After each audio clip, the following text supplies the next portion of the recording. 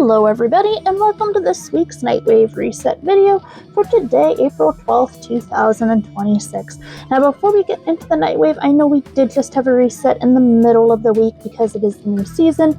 All of the rewards this season are new rewards, so just make sure that you are keeping up with it, especially if you want some of those new cosmetics such as the nice ghostly skull signa. Additionally, Operation, Atramentum is still up. You get points from doing the nightmare missions, and then you can visit the NPC outside of the Arbiters of Hexus and any relay to exchange your nightmare tatters. There are signas, there's a color palette, there's ephemeras, there's all sorts of wonderful and cool items that you can get. Anyway, let's see what we have this week.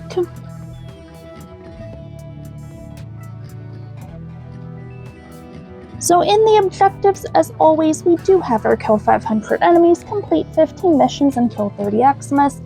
We've also got kill 1500 enemies. We have defeat 5 Void Angels in the Zarryman.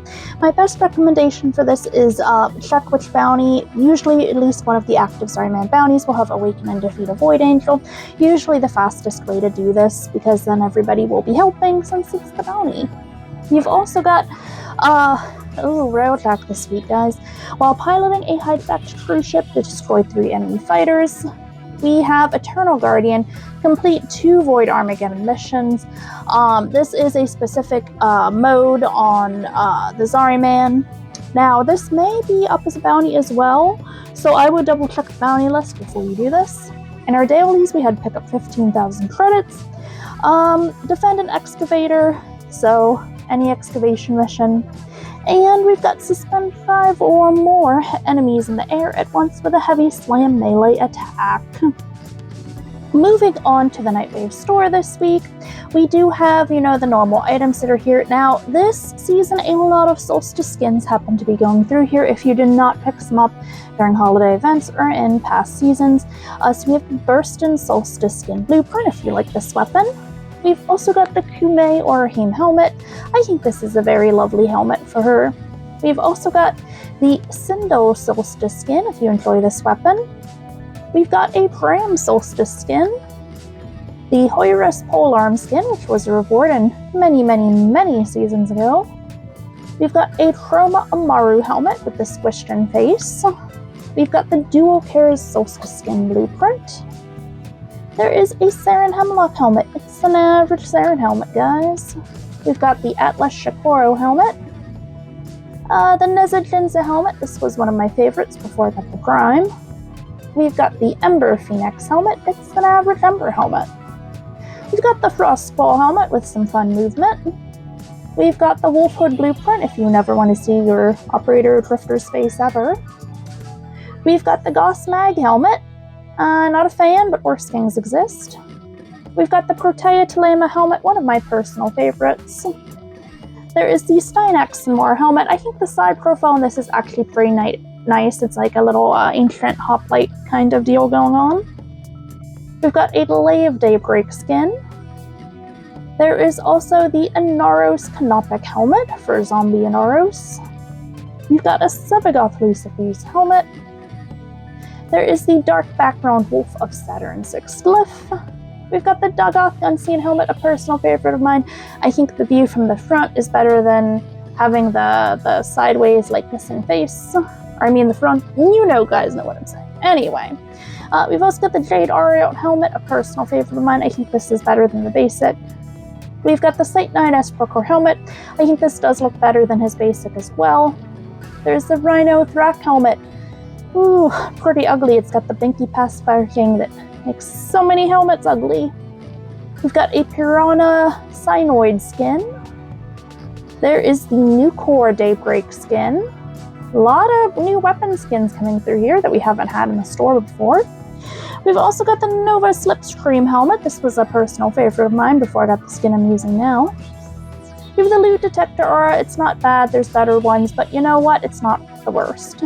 We have the Bursting Mass mod for the Mutalisk Quanta. Now, I have not spent enough time using this mod on this weapon to figure out how well this works. But if you like using this weapon, you should check it out. We've also got Volatar variant for the Spirothix. This is pretty fun. We have Dizzying Rounds to the Bronco, not that great, I guess. Critical precision, headshots only. Again, some of these older weapons, just not a fan of some of these mods. We have the shotgun scavenger, not at all useful. And here's a personal favorite of mine, the napalm grenades for the penta. This makes it pretty fun, honestly.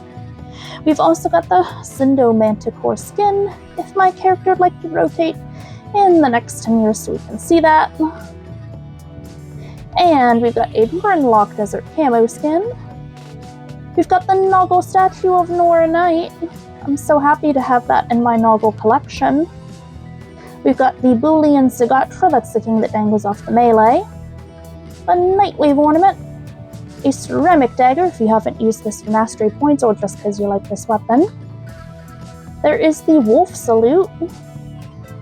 The Nightwave sigil, which you can't see through this armor here. There is the Nightwave landing craft decoration.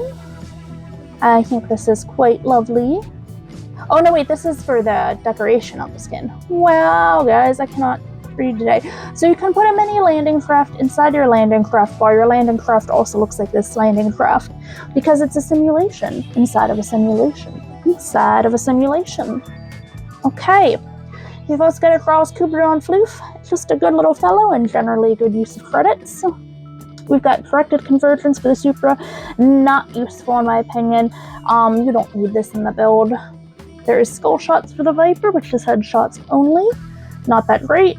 We've got Purging Slash for Excalibur. We've got Brainstorm for the Crocata.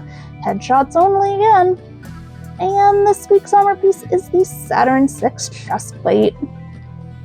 And guys, that is going to be it for this week's Nightwave Reset video. Again, the rewards this season are new. Make sure you're out doing those objectives. And don't forget your Operation Atramentum if you do have things that you want for the Nightwave. Wow, I can't speak. Nightmare Tatters. Again, every Nightmare mission you complete gives you 10 Nightmare Tatters. I generally recommend just focusing on the fast ones like Rescue or Capture. And if you are a Titania main like me, make sure you pay attention to ones that say Nightmare Energy Drain mode, because if it says that, you won't be flying in the air for that whole mission. Anyway, thanks for watching, and I'll see you in the next episode.